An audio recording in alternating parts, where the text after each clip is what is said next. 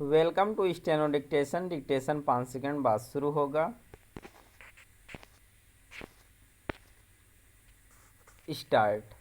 तिरुपति के विश्व प्रसिद्ध बालाजी मंदिर में प्रसाद के रूप में वितरित किए जाने वाले लड्डुओं को तैयार करने में पशुओं की चर्बी और मछली के तेल का इस्तेमाल किए जाने का मामला जितना सनसनीखेज है उतना ही आस्था पर आघात करने वाला भी।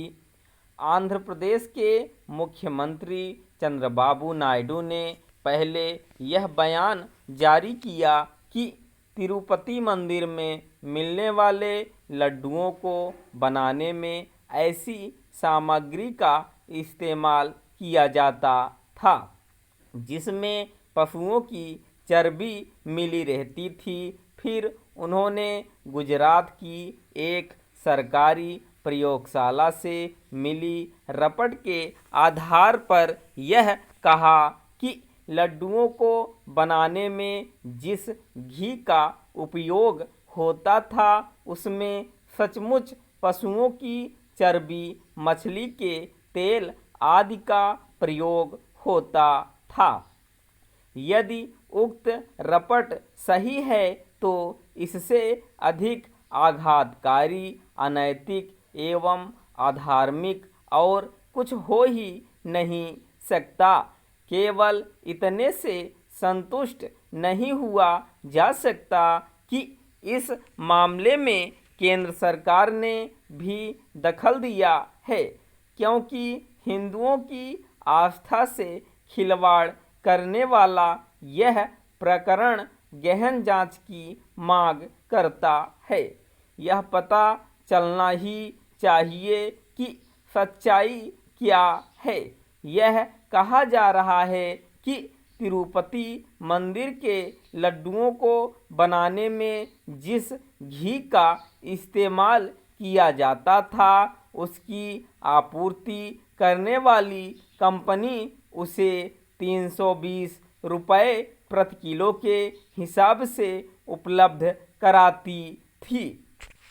क्या यह संभव है?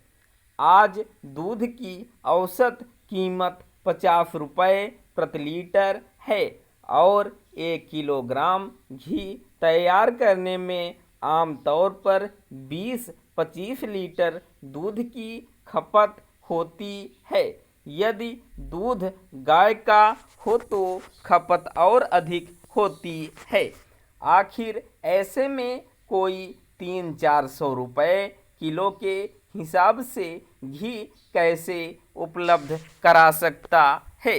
यदि कोई यह दावा करे कि वह घी बनाने की प्रक्रिया में निकलने वाले मट्ठे जैसे सह उत्पाद की बिक्री करके कम दाम पर घी उपलब्ध करा सकता है तो यह गणित भी गले नहीं उतरता। भले ही कितनी भी मात्रा में घी का उत्पादन क्यों ना किया जाए, अच्छा हो कि तिरुपति का मामला सामने आने के बाद किसी की ओर से यह स्पष्ट किया जाए कि जो डेयरी कंपनियां 700-800 रुपये किलो में घी बेचती हैं उनका घी वास्तव में कितना शुद्ध होता है।